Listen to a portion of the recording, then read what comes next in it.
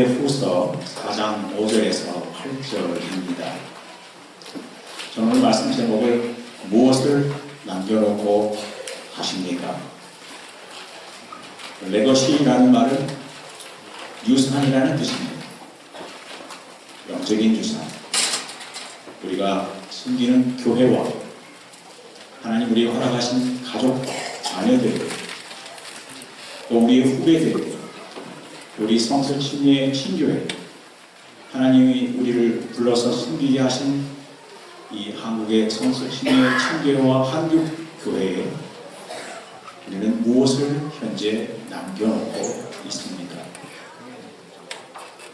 디모데후서 4장 5절에서 8절은 바울이 디모데에 보낸 마지막 목회의 서신입니다. 네로 황제 앞에서 이미 신문을 받았고 이제 최종 선고와 죽음을 기다리면서 이 편지를 쓰고 있습니다. 우리 다 같이 5절부터 8절까지 한 목소리로 합독하시겠습니다. 시작. 너는 모든 일에 신하여 나를 하며 전도자의 일을 하며 내 직분을 다하라. 현재같이 내가 벌써 무엇이고 나의 떠날 시간이 가까웠다.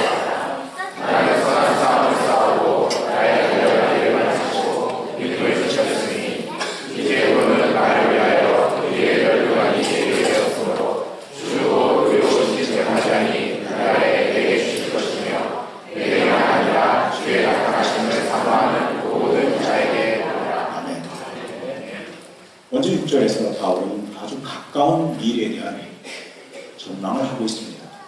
나는 세상을 떠날 때가 가까웠다. 여러분 얼마나 자주 죽음에 대해서 생각하십니까? 저는 불과 한 5년 전에 우리 필리핀의 김원배 선교사님이 30년의 선교를 마치고 만성 신부전에 심근 경색이 와서 돌아가셨습니다. 저는 선교사님과 똑같은 질병을 앓고 있고 선교사님보다 더 나쁜 상태에 현재 있습니다. 그래서 가끔은 내가 오늘 밤에도 죽을 수 있겠구나. 의사가 이제 올 여름쯤에는 신장 이식을 하는 것이 좋겠습니다. 라는 이야기를 들었습니다. 그래서 가끔은 어떤 약들을 이렇게 잡고 있으면서 내가 지금 화요일날 저녁에 말씀을 전해야 됩니다. 내가 화요일까지는 죽어서는 안 돼.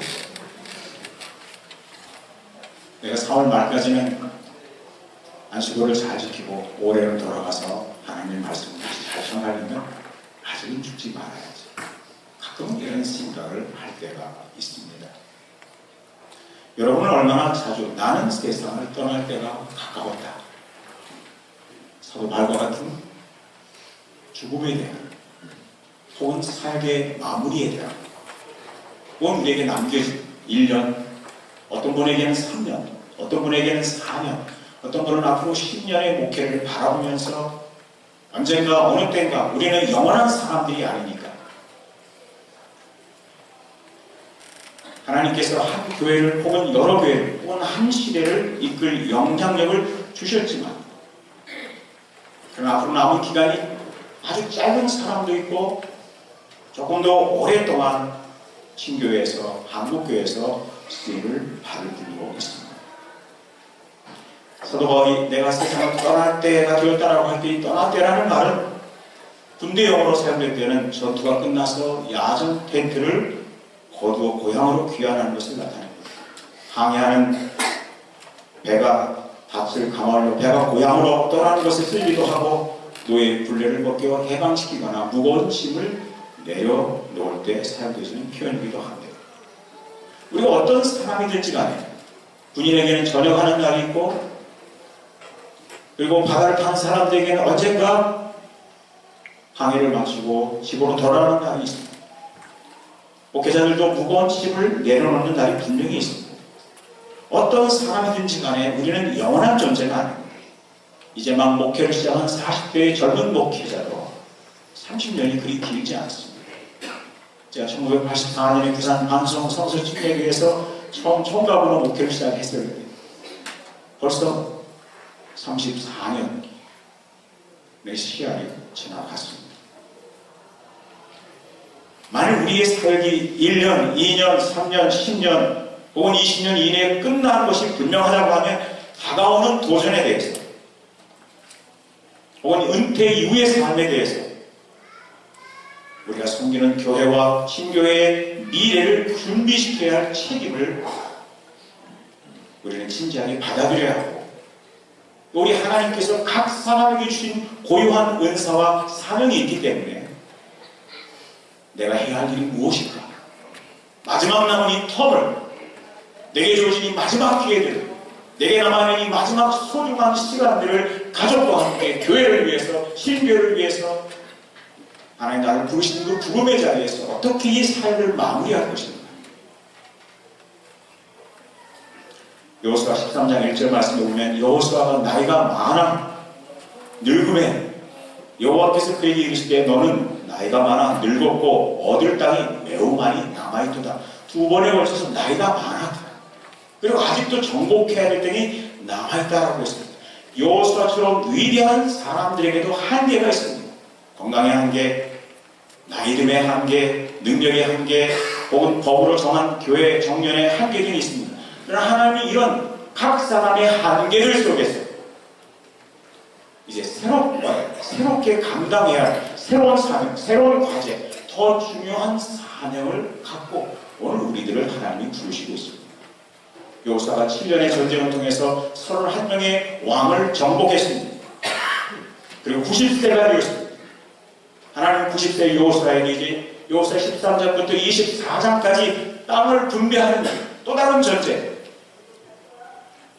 그리고 아직도 남아있는 정복해야 할 수많은 정복전쟁이라는 과제를 주면서 무엇보다도 이스라엘의 미래를 준비시키는, 모세 시대가 가고 여호수아 시대가 가고 이제는 다가오는 사사 시대를 바라보면서 여호수아는 자신 이후의 사사 시대가 그렇게 될 줄은 생각을 못했을 것입니다. 7년의 전쟁을 하고 25년 동안의 나머지 새로운 전쟁을 하고 땅을 분배하면서 그렇게 신신당부를 했음에도 불구하고 불과 30년의 불과 그 땅을 정복하고 누리고 자유인으로 살았지만 300년 동안 사사시대 이후로 노예의 삶을 사는 것을 보게 됩니다. 하나님께서 우리 각 사람에게 맡겨주신 마지막 과제가 무엇인가? 나는 세상을 떠날 때가 됩니다. 그래서 은퇴를 앞둔 분들에게 나는 세상을 떠날 때가 되어서 나는 이제 목회직을 더 이상 수행할 수 없는 그런 날들이 오기 전에 이 신교회를 위해서, 한국교회를 위해서, 그리고 내가 섬기고 있는 교회와 나의 사랑하는 가족들을 위해서 나는 무엇을 남겨놓고 갈 것인가? 이제 막 목회를 시작하는 젊은 목회자들에게 묻습니다. 여러분, 한국의 성서 침례 신교회에 무엇을 남겨놓으시겠습니까? 우리가 한국교회에 남겨놓은 이 한국의 성서 침례 교회들이 한국교회에 남겨놓을 영적 유산은 무엇인가? 다른 말로는 세상이 우리들을 어떻게 기억해 주기를 바라고 있는가? 바울은 6절에서 현재 자신의 삶과 아주 가까운 미래를 전망하기를 이미 하나님께 제물로 드려진 나는 피 흘릴 때가 되었고 세상을 떠날 때가 가까웠다. 이미 하나님께 드려진 나는 그랬습니다. 피 흘릴 때가 되었고 이미 드려졌지만, 이미 내 삶이 하나님 앞에 드려졌지만, 목사 수식을 할 때 신학생으로 들어올 때에 교회에서 담임 목사로 부름을 받았을 때 이미 드려졌지만 그 드려진 삶 위에 이제 나를 피로써 인질 때가 됩니다.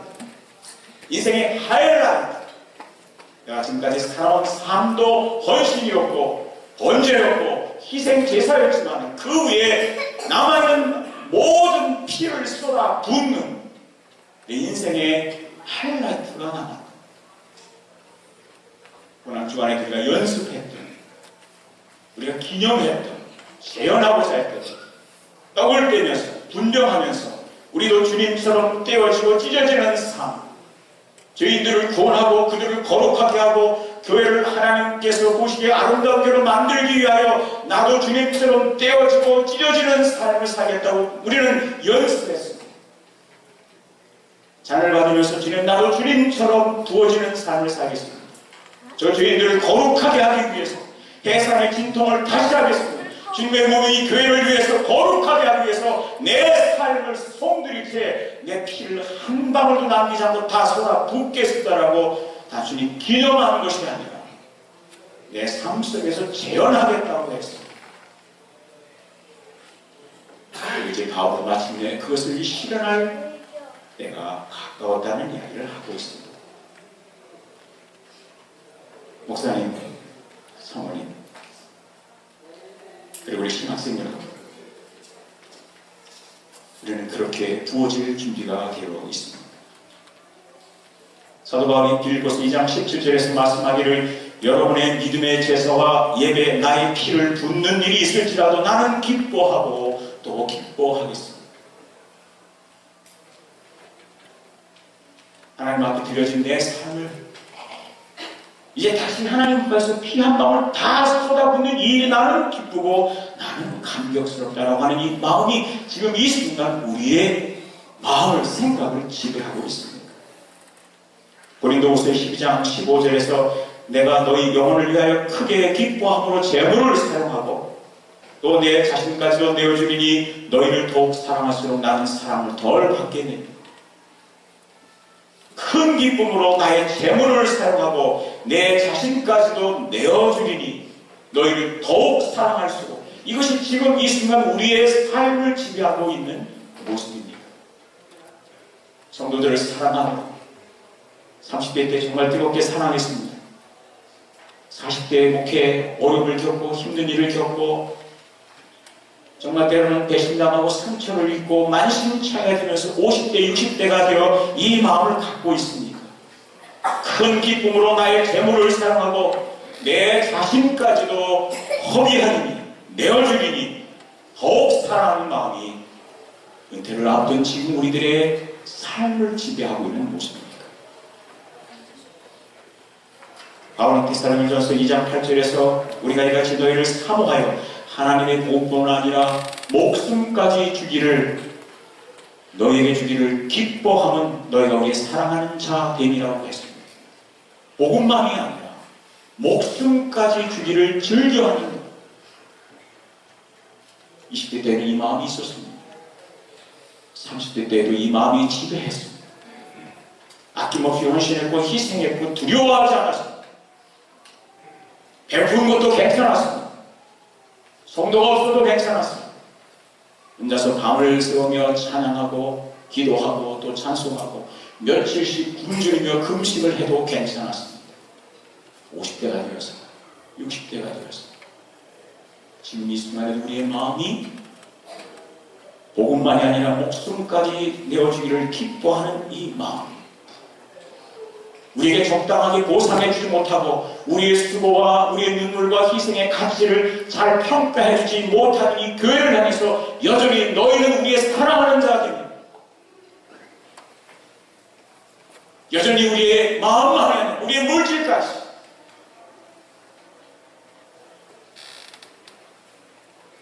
그런 모든 것들을 다 동원해서 섬기라는 이 마음이 지금 이 순간 아주 가까운 우리의 미래를 살아가고자 하는 우리의 마음을 채우고 있는 모습입니다. 바울은 이렇게 가까운 미래를 전망한 뒤에 자신이 어떻게 살아왔는지를 과거를 잠시 돌아봅니다. 그러면서 자신이 오늘까지 살아온 모습을 헬라의 레슬링 선수, 달리기 선수, 로마 군인의 모습을 통해서 자신의 삶을 세 문장으로 요약합니다. 나는 선한 싸움을 다 싸웠습니다. 나는 달려갈 길을 마쳤습니다. 나는 믿음을 지켰습니다. 목사님, 사모님, 우리 신학생 여러분, 우리는 무엇을 남겨놓고 있습니까? 나는 선한 싸움을 싸웠다. 이것이 바울이 남긴 영적 유산이었습니다.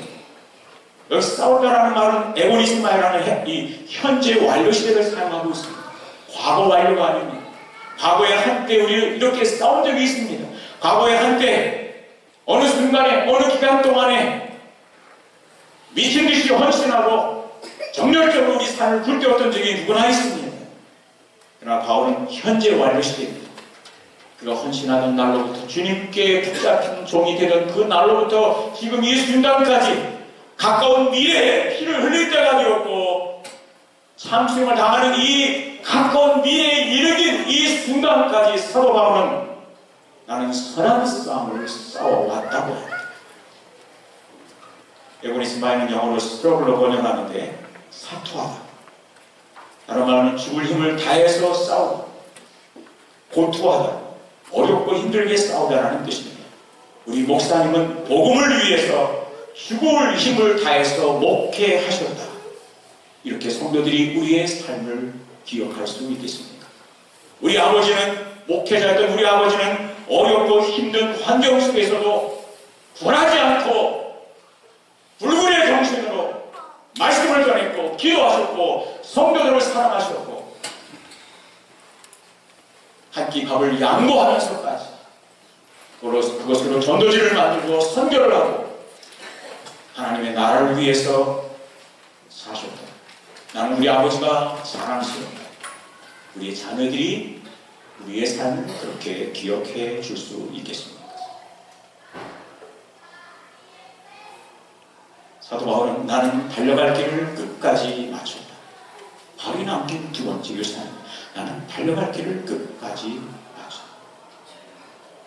달려갈 길에 해당하는 원어는 마라톤 코스, 오늘날 육상 경기장의 출애굽입니다.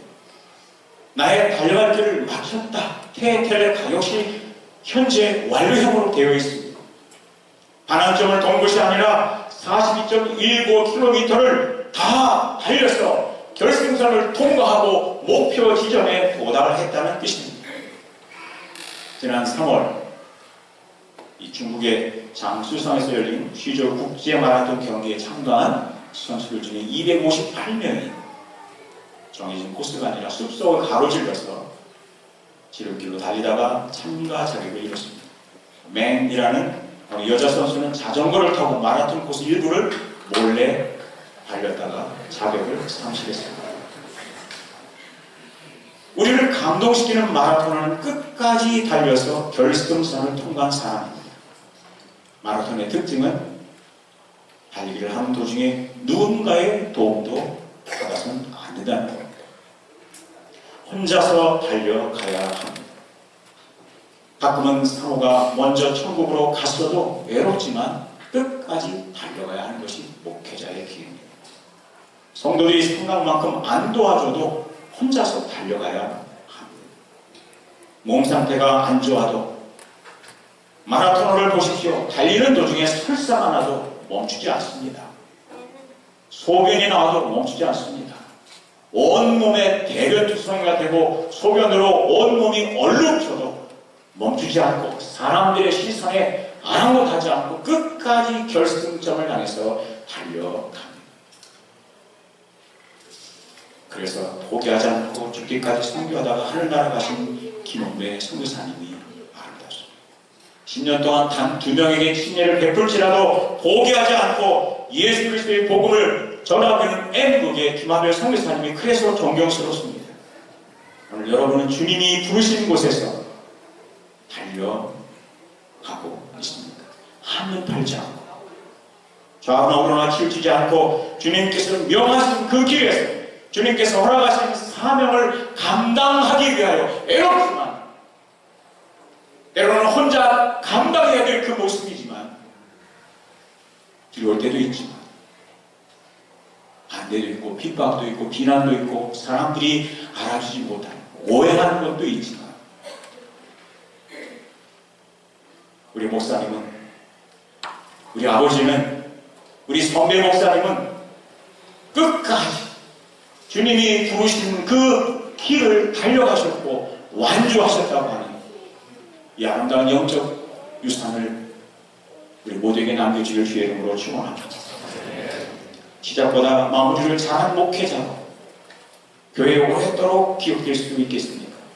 결승선이 가까울수록 더 헌신하고 더 희생하고 더 사랑하고 더 그리스도의 마음을 품고 종의 모습으로 날마다 주님처럼 찢어지고 떼어지고 부어지는 모습으로 살아가는 것이 더 자연스러워져가고 낮은 데로 내려가는 모습이 섬기는 모습이 자기를 비워서 종의 형체를 가져 사람과 같이 되었고 십자가에 죽기까지 나가는 모습이 나이가 들어갈수록 더 쉬워지고 더 편해지고 더 자유로워지는 모습이 오늘 현재 우리들이 달려가고 있는 모습입니다.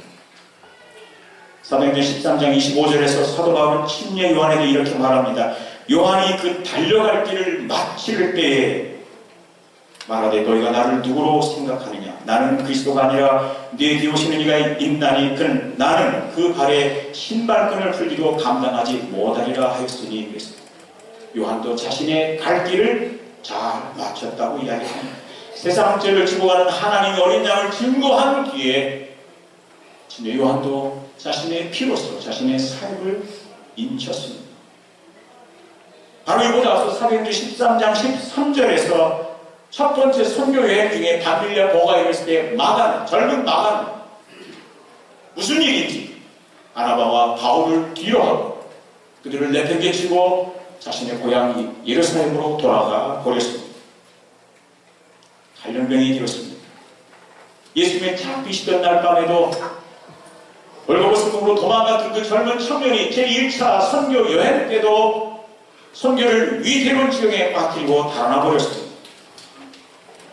물론 마가는 처음부터 배신을 꿈꾼 사람이 아닙니다. 처음부터 다른 사람을 실망시키거나 어렵게 사역을 떠나 생각을 했던 것은 절대로 아닙니다. 그냥 현실의 높은 벽 앞에서 좌절했습니다. 목회를 하시는 형제 자매를 만납니다. 순수합니다. 그러나 끝까지 해내지 못하는 습관이 있습니다. 열정이 있습니다. 그러나 반년을 채우지 못하는 경우가 많습니다. 재능이 있습니다. 은사가 있습니다. 하지만 언제 헌신을 중단할지 모르는 불안한 태도를 보여주는 형제 자매들이 있습니다. 하지만 마가는 돌아와서 철저히 회개했습니다. 바울의 질책도 받아들였습니다. 디모데후서 4장 11절에서 마침내 바울은 이 마지막 서신에서 이야기합니다. 마가를 깨우는 저가 나에게 꼭 필요한 사람, 없어서는 안 되는 사람. 우리의 과거가 때로는 도망자였고 도망가고 싶어 했던 사람이고 쉬운 곳으로만 고난이 많지 않은 곳으로만 언제나 달려가고 싶은 우리들의 모습이었지만 그러나 앞으로는 이 마가처럼 하나님 나라에 꼭 필요한 사람이 되기를 우리 주님의 이름으로 축원합니다. 저가 주님의 일에 하나님 나라에 우리 성수 침례 친교에 꼭 필요한 사람. 나는 믿음을 지켰다. 바울의 세 번째 유산입니다. 나는 믿음을 지켰다. 여러분, 아프리카에는 온갖 거짓 신들과 악한 숭배하는 부족이 지금도 3,000개가 넘습니다. 아시아에는 불교 신자들이 3억 5천만 명이 넘습니다. 지난 부활절에도 스리랑카에서 예배를 드리고 있는 부활절 예배를 드리고 있는 곳에 테러가 일어나서 200명이 넘는 사람들이 목숨을 잃었습니다. 공산주의 국가들에는 10억이 넘는 사람들이 하나님의 존재를 완전히 부인하는 무신론적 철학 속에서 삽니다. 극단적 무신론, 이 무슬림 종교가 지배하는 중동과 아프리카는 21세기 사람이 살기가 어려울 정도로 내전, 기근, 가난, 궁핍, 질병이 지배하고 있습니다. 그러나 예수님이 인류의 죄를 대속하기 위해 십자가에서 죽으시고 무덤에서 살아나셨으며 승천하의 높임을 받으셨다는 것이 우리가 전파해야 할 믿음인 줄 믿습니다. 예수 그리스도만이 유일한 구원의 길이라고 믿습니다. 천하 인간의 구원을 끝나는 다른 이름이 없기 때문에 우리는 반드시 선교사를 파송해야 된다고 믿습니다. 이 믿음을 지켜야 합니다. 우리는 예수 그리스도의 보혈을 떠나서는 구원이 없다고 우리는 믿고 있습니다. 어떤 사람도 예수를 의식적으로, 의지적으로 믿지 않으면 구원이 없다고 하는 것이 우리의 믿음입니다. 복음을 듣지 못한 사람들에게 누군가 가서 복음을 전하지 않으면 그들은 구원받을 수 없으며 복음이 없이는 아무도 하나님 앞에 돌아올 수 없다고 하는 것이 우리들의 믿음입니다. 사도 바울은 이 믿음을 지켰다고 했습니다. 여호수아 23장에는 아름다운 땅, 하나님이 주신 이 아름다운 땅이라는 단어가 3번 나옵니다. 모세는 신명기에서 가나안 땅을 적어도 10번 이상 아름다운 땅이라고 부르습니다. 저는 이 하나님이 주신 이 아름다운 땅이라는 말이 우리 성서침례 교회라는 생각이 듭니다. 저에게는 성서침례 친교회가, 성서침례 교회가 하나님이 주신 아름다운 땅입니다. 여러분도 그러시면 아멘 하십시오. 하나님 분명 우리 성서침례 교회가 아름다운 땅이 되기를 원하십니다. 제가 믿기로는, 확신하기로는 이 세상에 있는 모든 교회들 중에 이 성서침례교회는 분명히 아름다운 땅임에 틀림없습니다. 하지만 아름답기 때문에 더럽혀질 위험성도, 아름답기 때문에 잃어버릴 위험성도 항상 있는 법입니다. 우리 친교의 기초인 친조는 이렇게 시작을 합니다. 우리는 신구약 정경 66권은 성경의 영감으로 기록된 하나님의 말씀이며, 성경은 우리의 신앙과 실천에 있어서 최고의 권위이며, 성경이 가르치는 모든 내용은 절대 무함을 믿는다고 했습니다. 성경이 우리 신앙과 실천의 최고의 권위입니다. 이렇게 믿는다고 고백하는 것만 가지고는 부족합니다. 우리는 끊임없이 성경으로 돌아가서 우리가 바르게 믿고 있는가, 우리가 바르게 목회하고 있는가, 우리가 성경대로 믿을 뿐만 아니라 성경의 가르침대로 살아가고 있는가, 우리가 십자가를 증거할 뿐만 아니라 그 십자가를 삶으로 담아내고 있는가, 우리가 십자가에 대하여 높일 뿐만 아니라 찬송할 뿐만 아니라 우리의 삶 속에서 예수 그리스도의 십자가, 그 복음을 사람들이 경험할 수 있게, 우리가 복음에 대하여 말할 뿐만 아니라 우리의 삶 자체가 복음이 되어 가고 있는, 복음에 합당한 삶을 살아가고 있는 것이 우리들의 모습입니다. 우리는 끊임없이 성경으로 돌아가서 그것이 바로 성서침례 교회를 지키는 길이라고 믿습니다. 우리는 끊임없이 바울이 전한 복음으로 돌아가야, 그것이 성서침례의 특징을 지키는, 그리고 끊임없이 예수 그리스도가 쓰는 신약교로 돌아가는 것이 우리 성서침례 친교회의 순수함을 지키는 길이라고 믿습니다. 무엇보다도 성경대로 믿고 성경대로 가르치고 성경대로 살아가고자 하는 고민이, 노력이, 몸부림이 우리 안에 있을 때 10년 뒤에도 20년 뒤에도 예수 그리스도가 오시는 날까지 이 성서침례교회가 하나님이 주신 아름다운 땅이 될 줄로 믿습니다. 사도 바울은 네 번째 유산에 대해서 이야기합니다. 나는 다음 세대의 지도자를 남겼다. 바울이 미래를 위해 남긴 네 번째 유산은 지도자입니다. 여기 유산이라고 하는 이 단어를 영어로는 inheritance라는 말을 씁니다. 혹은 legacy라는 말을 쓰는데 이것은 물려받은 유산이라는 뜻입니다. 그리고 bequest라는 말은 물려주는 예산입니다. 그런가 heritage라는 말은 앞세대가 물려진 문화적인, 정신적인 유산을 heritage라는 단어를 씁니다.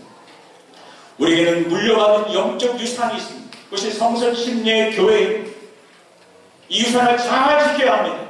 아름답게 지켜야 합니다. 하나님의 말씀에 나타난 대로 지켜야 될 줄로 믿습니다. 또한 우리는 다음 세대에 이 성서침례 교회를 아름답게 물려줄 책임을 갖고 있습니다. 나는 다음 세대 지도자를 남겼다. 패트릭 선교사는 우리에게 복음을, 교회들을, 노경호 목사님을, 그리고 신학교의 패트릭 채플이라는 유산을 남겨주고 가셨습니다. 교수다 선교사는 한국 최초의 성서침례 교회와 많은 목회자들을 영적 유산으로 남겨주셨습니다. 장건 박사는 훌륭한 제자들과 신학교 발전이라는 유산을 남겨주었습니다. 김경주 목사님은 신교의 구령의 열정과 선교의 지경을 넓히리라고 하는 영적 유산을 남겼습니다. 김원배 선교사는 최초의 성서침례교회 선교사이자 필리핀 백성들의 마음속에 진정한 영적 아버지라는 유산을 남겼습니다. 잭 베스킨 선교사님은 오늘 특성을 하신 이 장안교회를 비롯하여 저 전라도 지역에 많은 교회들을 남겼고, 불광동 성서침례교회와 신학교와 김우생 박사님을 남겨주셨습니다. 김우생 박사님과 불광동 성서침례를 통해서 수많은 사람들이 축복의 수혜자가 되었습니다. 성서침례교 1세대 선교사들은 떠났지만 다음 세상을 경건한 지도자들을 남겨두지 않았다고 하면 오늘 우리의 이 모습은 존재하지 않았을 겁니다.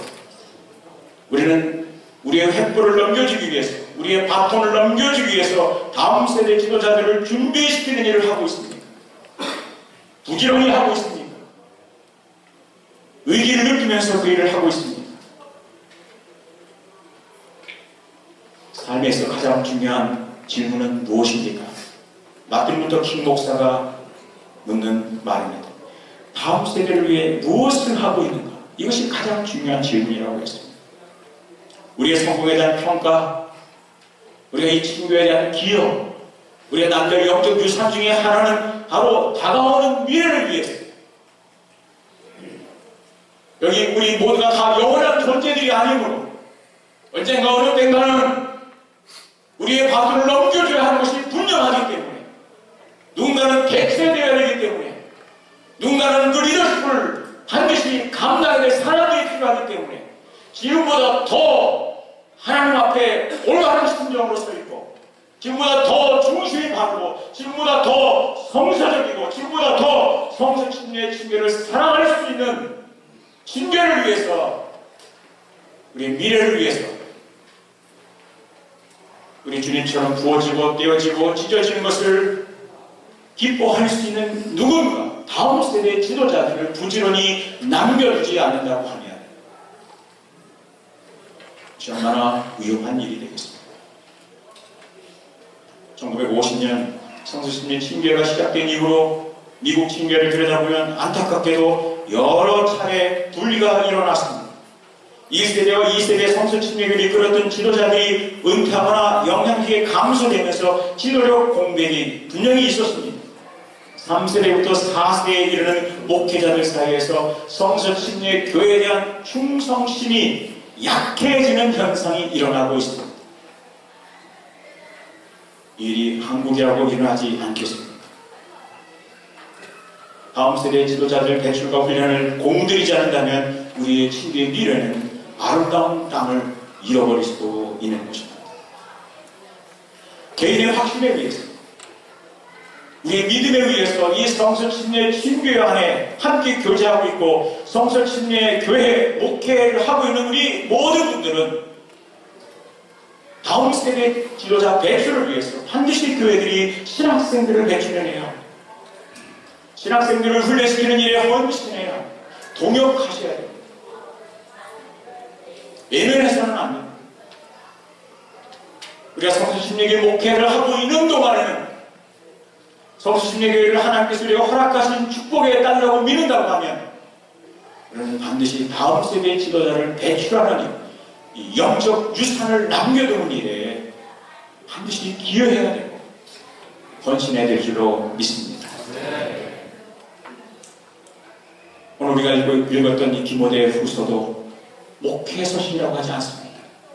사도 바울이 자신의 미래를 바라보면서, 가까운 미래, 세상을 떠날 때를 바라보면서, 그러나 이 순간까지도 바울은 디모데를 격려하고 있습니다.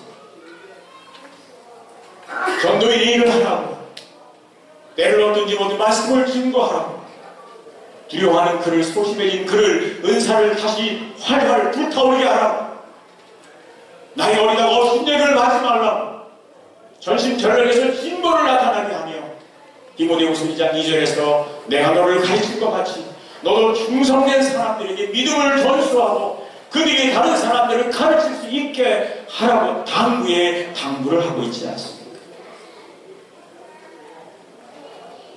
나이든 리더는 4세대 리더를 잘 축복하지 못하는 경향이 있습니다.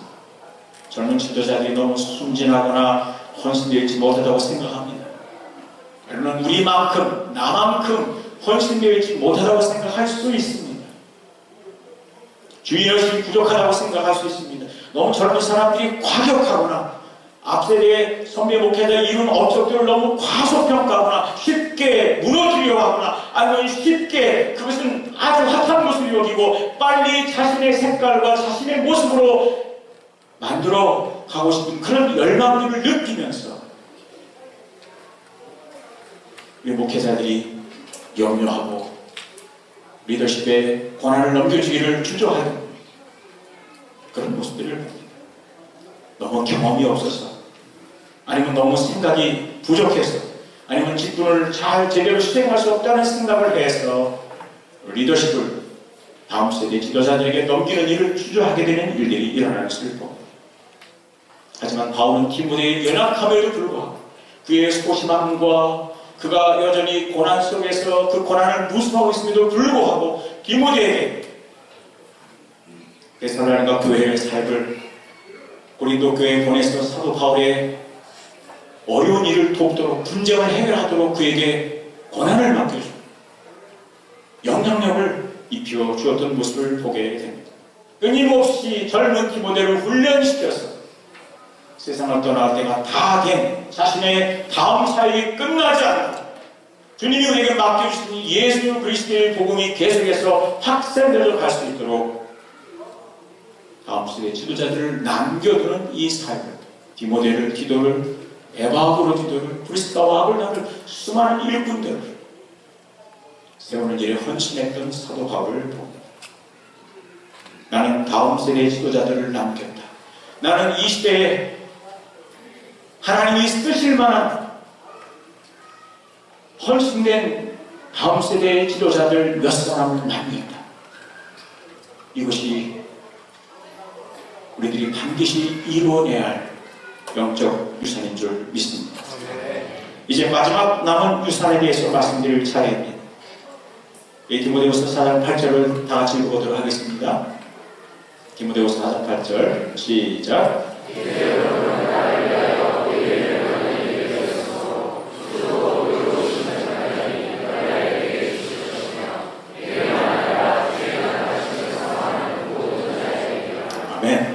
바울은 말합니다. 나는 선한 싸움을 싸웠습니다. 나는 나의 달려갈 길을 다 마쳤습니다. 나는 내 믿음을 지켰습니다. 나는 다음 세대 지도자를 남겼습니다. 이제 남은 일은 의의 멸관을 받는 일뿐입니다. 아멘. 오늘 여러분이 저녁 집회를 마치고 숙소로 돌아가시는데 여러분이 문을 열자마자 주님께서 기다리고 계시다가 의의 멸관을, 영광의 멸관을, 자랑의 멸관, 생명의 멸관을 여러분에게 씌워주신다고 생각을 해보시기 바랍니다. 디즈니 월드를 떠나는 어린이보다 더 신나는 일이 아니겠습니까? 언젠가 어느 때인가 우리 모두가 다 여기 사도 바울은 이야기했습니다. 의로우신 재판장이신 주님이 재림하시는 날에 나에게 주실 것이며 나에게만 아니라 주님이 다시 오시기를 사모하는 모든 사람들에게 의의 멸관을 주실 것이라고 했습니다. 여러분 주님께로부터 의의 멸관을 받게 될 것을 기대하십니까?